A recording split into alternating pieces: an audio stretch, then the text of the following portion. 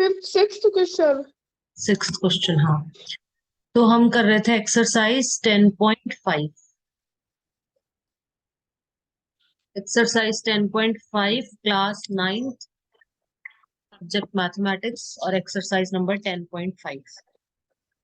Question fifth तक हमने last video में कर लिया था। अब क्वेश्चन नंबर सिक्स्थ करेंगे आज।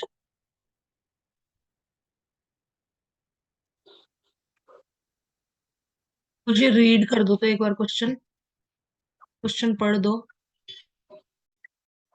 ABCD is a cyclic quadrilateral whose diagonals intersect at a point E. Angle DBC is equal to 70 degree. Angle BAC is 30 degree. Find BCD. Further, if AB is equal to BC, find ECD. ठीक है।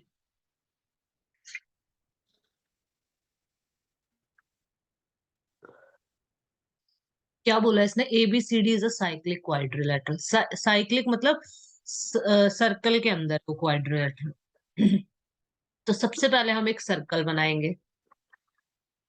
इस circle के अंदर एक quadrilateral है ABCD। तरीके से quadrilateral है सर्कल के अंदर।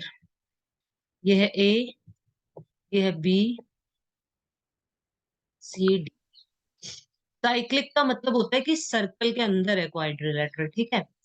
उस diagonal intersect at a point E। अब इसके जो दो डायगोनल है, इनको कहते हैं डायगोनल।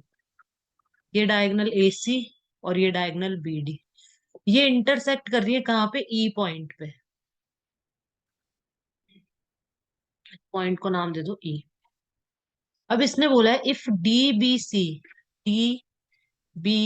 मतलब ये वाला एंगल अगर 70 डिग्री है, ठीक है। BAC मतलब ये वाला एंगल 30 डिग्री दे रखा है, ठीक है। Find BCD। तो BCD मतलब ये पूरा एंगल बताना है हमें कि ये पूरा कितने डिग्री का होगा। Further, if AB is equal to BC। AB और BC क्या है? बराबर है। AB और BC बराबर है, तो सबसे पहले तो अगर AB और BC बराबर हैं तो ये भी 30 डिग्री का हो जाएगा, क्योंकि जब साइड्स इक्वल होते हैं तो उनके ऑपोजिट एंगल्स भी इक्वल होते हैं। अगर ये 30 डिग्री का है तो ये भी 30 का हो जाएगा। ये भी 30 डिग्री का हो जाएगा, ठीक है। बट हमें ये पूरा पूछा है। Find ECD। फिर इसने बोला है कि ECD भी पता करो। ECD मतलब ये वाला एंगल पता करना है, ये वाला। एक तो ये पूरा बताओ कितना है, और एक ये कितना है। ECD ये वाला कितना है, तो इसको हम कर लेते हैं। यहाँ पे करेंगे इसको।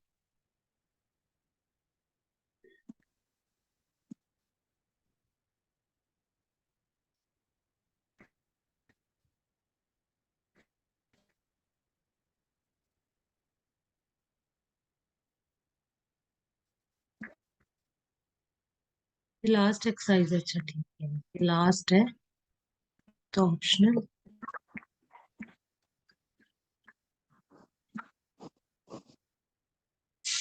चलो ठीक है, तो अभी इसको कर लेते हैं।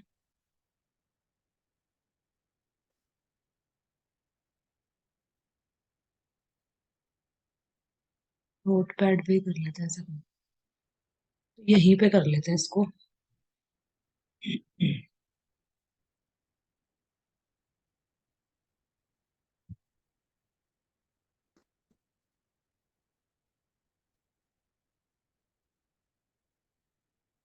यहाँ पे कर लेते हैं।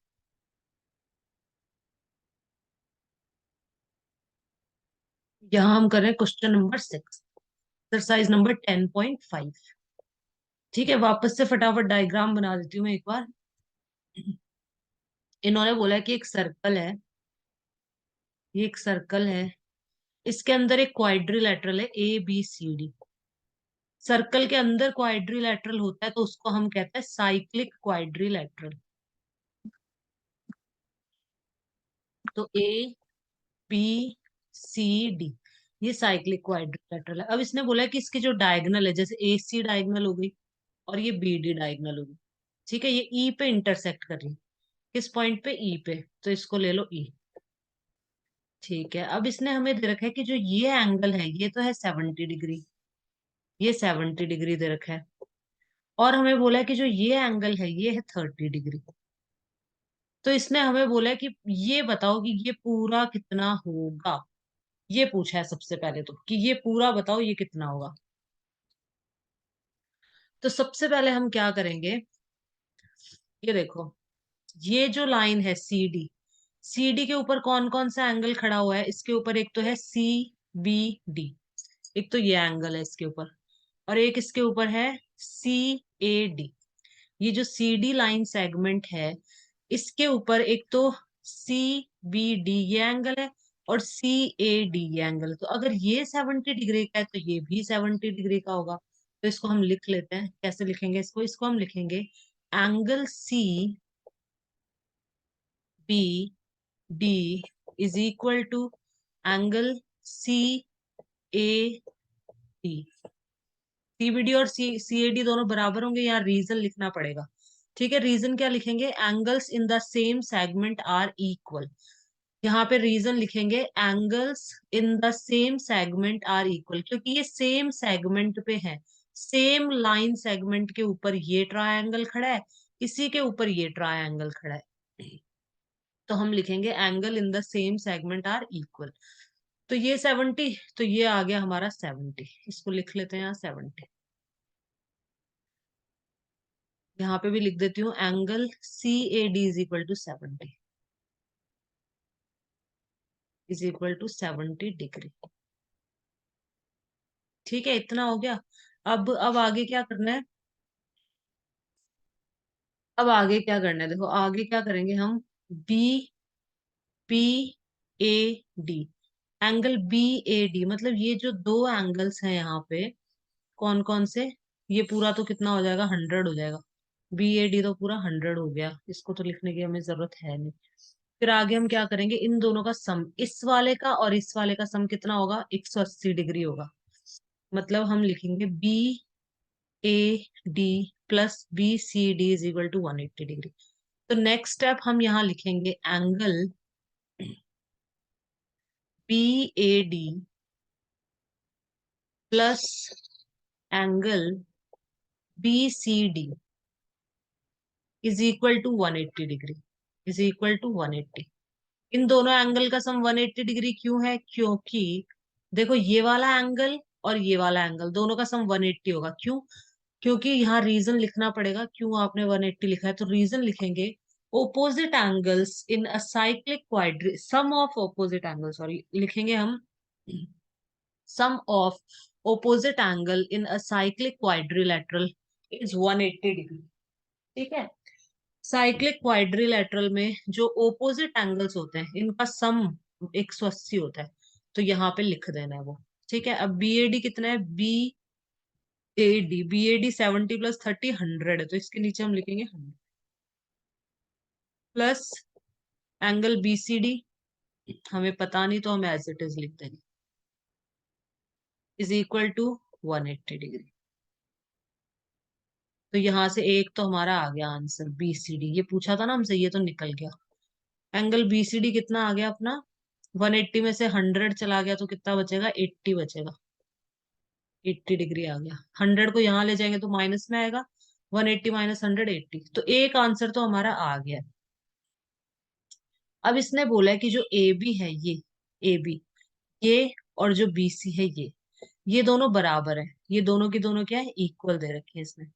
तो ये दोनों इक्वल है तो 30 डिग्री, ये भी 30 डिग्री हो जाएगा, ये वाला एंगल, ये वाला एंगल भी 30 डिग्री हो जाएगा।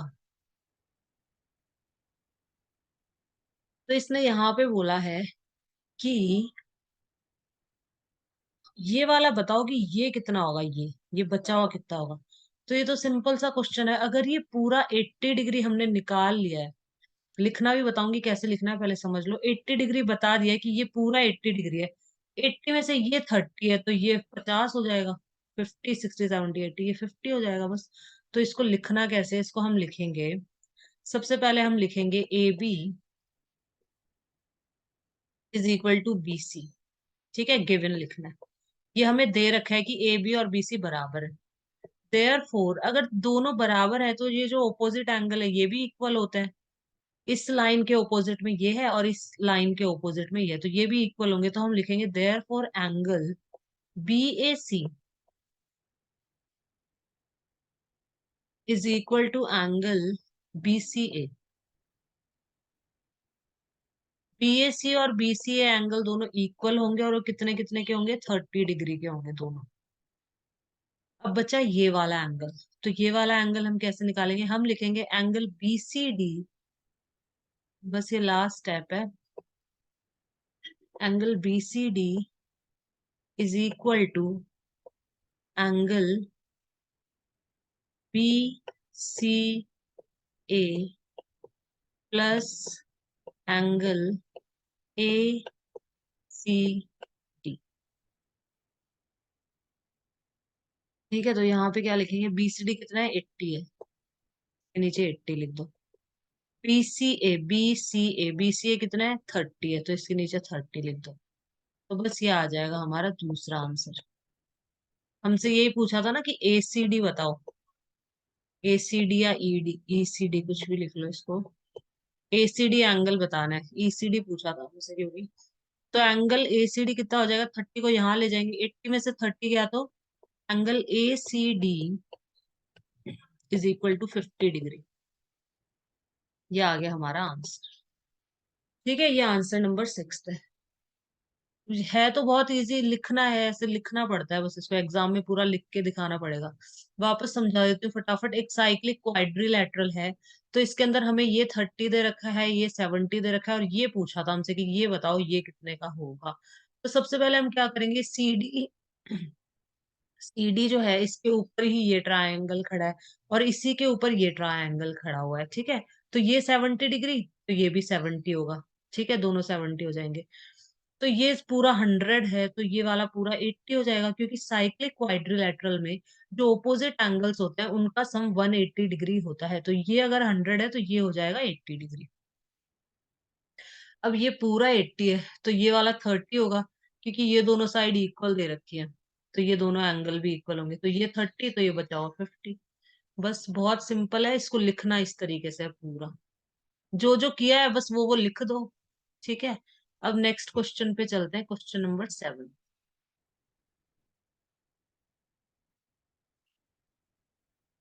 सेवंथ क्वेश्चन,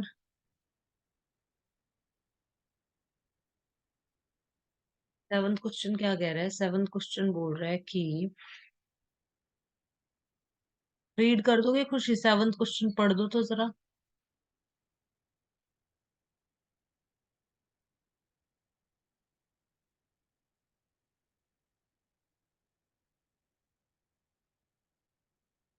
म्यूट हो रखा है तुम्हारा, अनम्यूट करके पढ़ दो सेवंथ क्वेश्चन नंबर 7।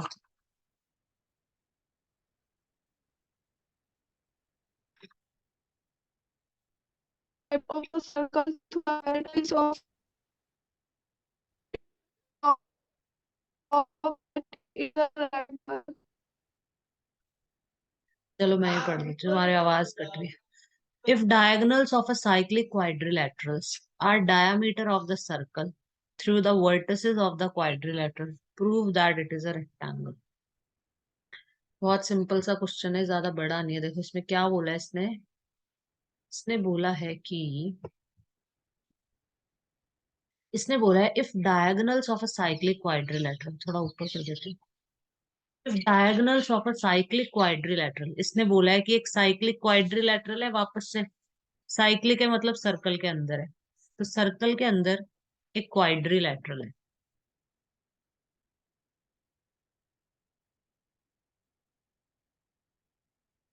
ए बी सी डी। ठीक है, if diagonals of a cyclic quadrilateral are diameter of the circle, ये जो डायगोनल है ना ये डायामीटर है, मतलब ये जो AC है ये क्या है, सर्कल का डायामीटर, और जो ये BD है, BD है ये भी सर्कल का डायामीटर है।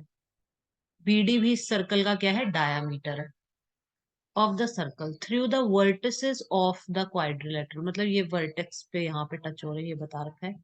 Prove that it is a rectangle, हमें क्या प्रूफ करना है, हमें प्रूफ करना है कि ये क्या है, रेक्टेंगल है। तो रेक्टेंगल के लिए हमें क्या प्रूफ करना होगा, 90-90 डिग्री, ये 90-90 डिग्री है सबके सब, ठीक है ना। ये प्रूफ करना होगा रेक्टेंगल के लिए कि चारों जो एंगल्स हैं वो क्या है, 90 डिग्री के हैं। तो ये तो बहुत सिंपल है। देखो इसमें हमने क्या पढ़ा था कि जो सेमी सर्कल होता है, ये सेमी सर्कल है ना, आधा सर्कल है, सेमी सर्कल के अंदर जो भी ट्रायंगल होगा वो 90 डिग्री का होगा, तो ये 90 डिग्री है।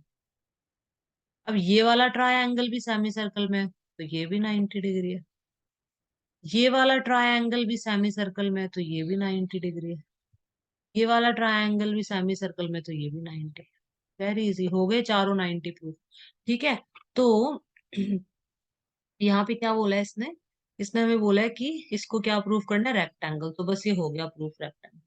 तो हम यहाँ सिर्फ इतना सा लिखेंगे, हम लिखेंगे एंगल ABC, मतलब चारों एंगल 90 डिग्री होंगे।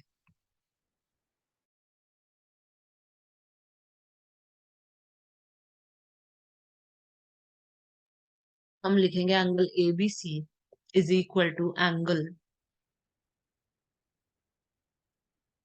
ABC हो गया ना, angle BCA, sorry BCD, angle BCD is equal to angle CDA is equal to angle DAB। चारों एंगल लिख देंगे और चारों कितने के हैं, 90 डिग्री। ब्रैकेट में रीजन लिख देंगे, क्यों 90 डिग्री बोला आपने, तो यहाँ ब्रैकेट में रीजन लिखना है। रीजन क्या लिखेंगे यहाँ पे, यहाँ पे लिखेंगे the angles in a semicircle are of 90 degree. ठीक है, angle in a semicircle, बस ये लिख देना, angle in a semicircle is equal to 90 degree. ठीक है ना, तो therefore ABCD is a rectangle. Therefore ABCD is a rectangle. बस ये हो गया, क्वेश्चन खत्म यहाँ पे। इतना सही है वैसे। रेक्टेंगल के लिए चारों एंगल हमने 90 डिग्री प्रूव कर दिया, तो इसका मतलब ये रेक्टेंगल है। और ये हो गया यहाँ पे हमारा क्वेश्चन खत्म।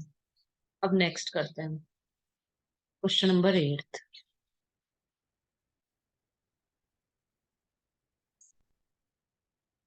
क्वेश्चन नंबर 8 में क्या बोला इसने,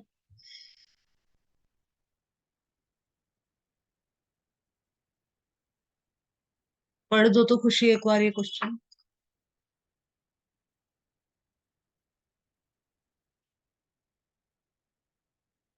If the non-parallel trapezium are equal, prove that it is cyclic.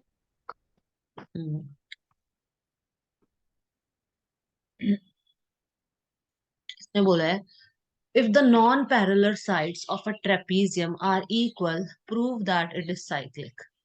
Non parallel side, ठीक है, इसका यहीं पे कर लेते हैं अपन, यहाँ पे। क्वेश्चन नंबर 8, क्वेश्चन नंबर 8 में बोला है कि एक ट्रेपीजियम है। ट्रेपीजियम इस शेप का होता है, इस तरीके का होता है ट्रेपीजियम। इसने बोला है कि एक ट्रेपीजियम है, तो ये ट्रेपीजियम इस तरह का होता है। तो बोला है इसकी जो नॉन पैरेलल साइड है, देखो ये दोनों तो पैरेलल है, ये वाली इसके पैरेलल है ना, ये दोनों पैरेलल है। ये दोनों नॉन पैरेलल साइड है, तो जो नॉन पैरेलल साइड है वो इक्वल है। इसने बोला है हमें, पहले इसको मैं लिख देती हूँ, ABCD। तो हमें गिवन दे रखा है, गिवन, चलो मैं यहाँ लिख रही हूँ, हमें गिवन क्या दे रखा है, गिवन दे रखा है कि जो AD है वो किसके बराबर है, वो BC के इक्वल है। ये दे रखा है, इसने दे रखा है कि जो AD है वो BC के इक्वल है। ये दोनों साइड बराबर है, क्योंकि नॉन पैरेलल है, दोनों बराबर है।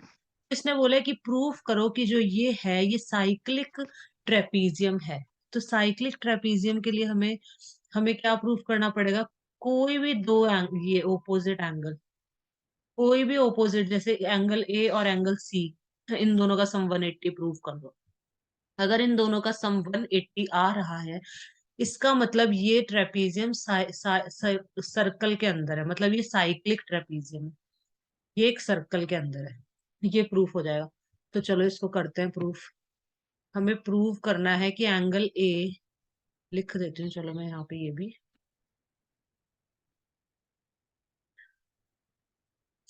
ये तो गिवन है। और टू प्रूव, प्रूव क्या करना है,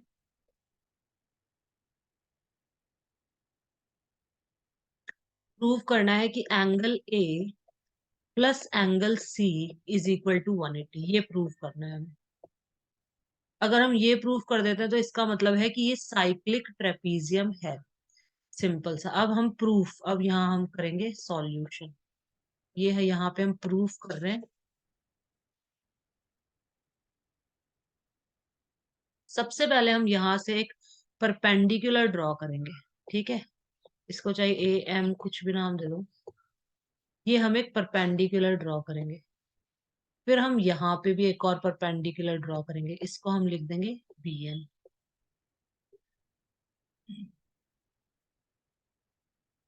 ठीक है, इतना हो गया। अब हम क्या करेंगे, अब हम ये दोनों ट्रायंगल है ना, ए एम डी और ये बी एन सी, इन दोनों को हम कॉन्ग्रुएंट प्रूफ करेंगे सबसे पहले। In triangle A M D and triangle B N C, दोनों को कॉन्ग्रुएंट प्रूफ करेंगे, दोनों ट्रायंगल्स को। ठीक है, तो दोनों को कॉन्ग्रुएंट प्रूफ करेंगे तो इसमें कॉमन तो कुछ है नहीं, एडी और बीसी इक्वल है, ये गिवन है। तो सबसे पहले यही लिख देते हैं, AD is equal to BC, bracket में लिखना है गिवन। फिर ये 90 डिग्री के हैं, तो ये लिख देते हैं angle A M D is equal to angle B N C is equal to 90 degree. ठीक है, ये दोनों के दोनों 90 डिग्री के। अब ए एम और बी एन भी इक्वल होंगे। क्यों इक्वल होंगे, क्योंकि A M is equal to B N, क्योंकि दो पैरेलल लाइन के बीच में जितनी भी लेंथ होती है वो इक्वल होती है, ठीक है ना। जो भी डिस्टेंस होता है ना दो पैरेलल लाइन के बीच में, वो इक्वल आएगा हमेशा। तो इसके लिए हम लिखेंगे perpendicular distance between two parallel line is same और इक्वल। तो हम यहाँ ब्रैकेट में यहाँ लिखना पड़ेगा, ये बी एन है, ये है बी एन। तो हम यहाँ लिखेंगे perpendicular distance between two parallel line is equal. ठीक है, ये लिख देना है यहाँ पे। तो दोनों के दोनों कॉन्ग्रुएंट प्रूफ हो गए। कैसे कॉन्ग्रुएंट प्रूफ हुए, आरएचएस से। आरएचएस से कॉन्ग्रुएंट प्रूफ होंगे, क्यों, क्योंकि एक तो 90 डिग्री लिया है, एक हाइपोटेन्यूज लिया है और एक ये साइड लिया है। तो by RHS congruency rule, RHS का मतलब होता है एक तो राइट एंगल, तो एक राइट एंगल था। एच का मतलब होता है हाइपोटेन्यूज, तो हाइपोटेन्यूज इक्वल प्रूफ करी थी हमने। और एस का मतलब होता है कोई भी एक साइड, तो हमने ये वाली साइड इक्वल प्रूफ करी थी। तो बाय आरएचएस कॉन्ग्रुएंसी रूल हम लिखेंगे triangle A M D is congruent to triangle B N C. अब जब हमने कॉन्ग्रुएंट प्रूफ कर दिया, तो कॉन्ग्रुएंट प्रूफ करने पे ये एंगल इसके बराबर, ये एंगल इसके बराबर, ये साइड इसके बराबर। ठीक है, सब आपस में इक्वल हो जाती हैं सारी चीजें। तो हम क्या लिख सकते हैं, A D M, A D M लिख दो, मतलब ये वाला जो एंगल है ना, ये वाला एंगल और जो ये वाला एंगल है, ये दोनों एंगल क्या हो जाएंगे, बराबर हो जाएंगे, सीपी सीटी से इक्वल हो जाएंगे, ए डी सी और बी सी डी। तो हम यहाँ लिखेंगे angle A D C is equal to angle B C D by CP CT, corresponding parts of congruent triangle.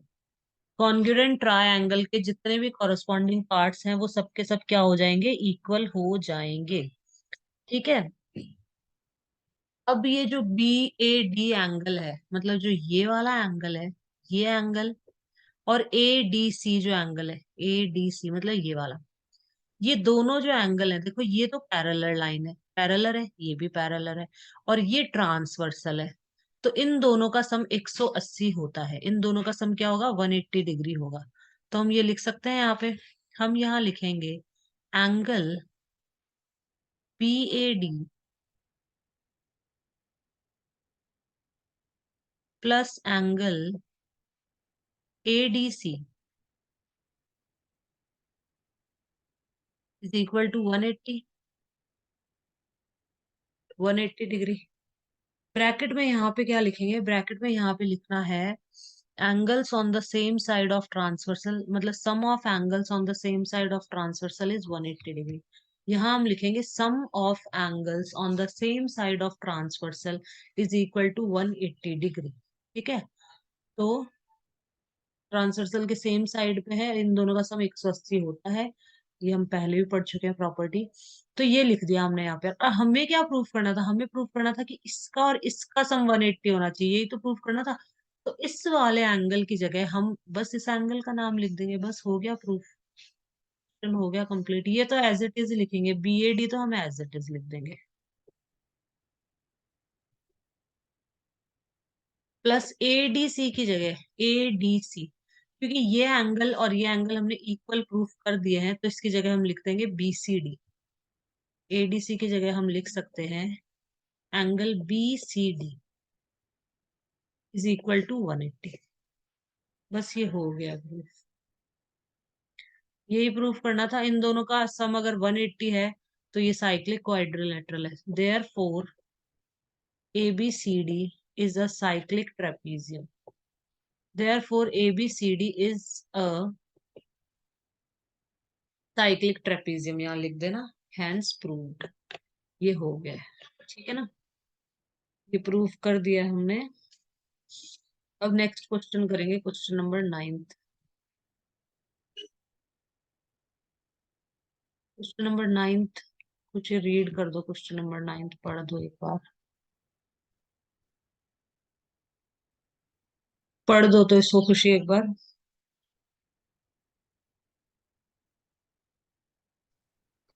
Two circles intersect at two points B and C through B. Two line segments ABD and BPBQ are drawn to intersect the circles at AD and PQ respectively. Prove that the angle ACP is equal to B angle QCD. ठीक है, ये भी छोटा सा है, इसको यहीं पे कर लेंगे अपन। ये चारों ही छोटे छोटे हैं, ज्यादा बड़े नहीं है। देखो, to circles intersect at two point B and C। ये दो सर्कल है, एक तो ये सर्कल है और एक एक ये सर्कल है। ये दोनों सर्कल, एक ये सर्कल है और एक ये सर्कल है, ये दोनों सर्कल कहाँ पे इंटरसेक्ट कर रहे हैं, B और C पे इंटरसेक्ट कर रहे हैं। Through B to line segment ABD। अब ये जो B है, यहाँ से दो लाइन सेगमेंट, एक तो ABD ये वाली और एक PBQ ये वाली, ये ड्रॉन करी है to intersect the circle at, circle को यहाँ यहाँ पे इंटरसेक्ट कर दिया है, ये कुछ नहीं है। अब देखो, प्रूव दैट एंगल ACP, हमें प्रूव क्या करना है, ये प्रूव करना है कि ACP मतलब ये वाला एंगल और QCD मतलब ये वाला, ये दोनों एंगल इक्वल हैं, ये प्रूफ करना है। तो बहुत सिंपल है, मैं बता देती हूँ, और फिर लिखना भी बताऊंगी। देखो इसमें क्या है, क्या है, देखो ये AP क्या है, कॉर्ड है हमारी। ये जो AP लाइन सेगमेंट है, इसके ऊपर एक तो ये ट्रायंगल खड़ा हुआ है ये वाला, और इसके ऊपर एक ये ट्रायंगल है, ये दो ट्रायंगल है, एक तो ये वाला है और एक ये वाला है, तो दोनों इक्वल होंगे। ये एंगल इस एंगल के इक्वल होगा, तो सबसे पहले लिख देते हैं इसको एक बार, मैं यहीं पे लिख रही हूँ इसको। हम सबसे पहले लिखेंगे angle B, sorry PBA is equal to angle PCA। ये दोनों एंगल आपस में बराबर होंगे। यहाँ पे रीजन लिखेंगे, angles in the same segment are equal, यहाँ रीजन भी लिखना है, angles in the same segment are equal, ठीक है, ये रीजन आ जाएगा यहाँ पे। तो ये दोनों इक्वल हो गए, ये इसको चाहे 1 दे दो फर्स्ट, ठीक है। अब दूसरी चीज हम इस वाले के लिए लिखेंगे, इस वाले में जो डी क्यू है, जो ये एंगल होगा, ये एंगल इस वाले एंगल के बराबर होगा, क्योंकि एक ही लाइन सेगमेंट पे है। तो इसमें यहाँ पे लिखेंगे, ये फर्स्ट था हमारा। सेकंड हम लिखेंगे angle D P Q is equal to angle D C Q. यहाँ भी सेम रीजन लिखना है, angles in the same segment are equal, angles in the same segment are equal, ठीक है, सेम रीजन लिखना है। इसको हम ले लेंगे सेकंड। ठीक है, ये दोनों चीज ले ली हमने। अब क्या करना है, अब देखो जो ये एंगल है और ये एंगल है, ये दोनों आपस में इक्वल होंगे, वर्टिकली ऑपोजिट एंगल। तो हम यहाँ लिखेंगे angle P B A is equal to angle D B Q. Bracket में लिखेंगे, रीजन लिखना है क्यों, क्यों इक्वल है, क्योंकि ये वर्टिकली ऑपोजिट एंगल है, इसलिए ये दोनों बराबर होंगे। ये वाला, देखो ये वाला एंगल इस वाले एंगल के इक्वल है, ठीक है, ये वाला एंगल इस वाले एंगल के इक्वल है, ये दोनों आपस में बराबर हैं। तो ये भी तो दोनों आपस में बराबर होंगे, क्योंकि ये सपोज, ठीक है, अपन सपोज कर लेते हैं, ये वाला जो है ना, सपोज कर लो ये कितने का है, 30 डिग्री का है।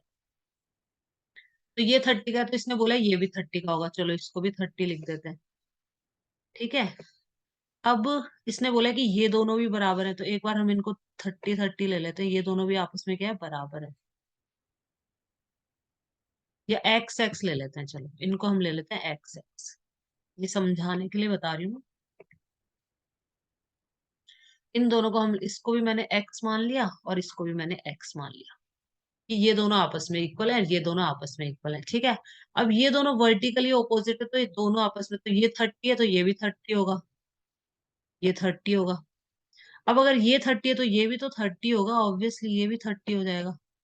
तो ये दोनों आपस में इक्वल हो गए ना, तो बस, तो यहाँ पे यही लिखना है, तो ये दोनों आपस में इक्वल हो गए वर्टिकली ऑपोजिट एंगल्स। ठीक है ना, तो इसको चाहे लिख दो थर्ड। फिर यहाँ लिख देना है बस, फ्रॉम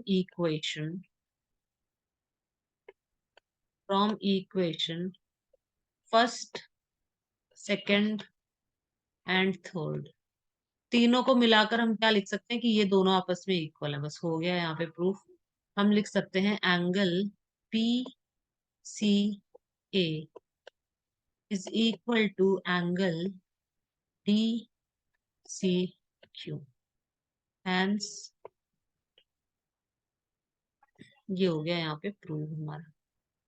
ठीक है, ये हो गया क्वेश्चन कंप्लीट, क्वेश्चन नंबर 9 हो गया पूरा।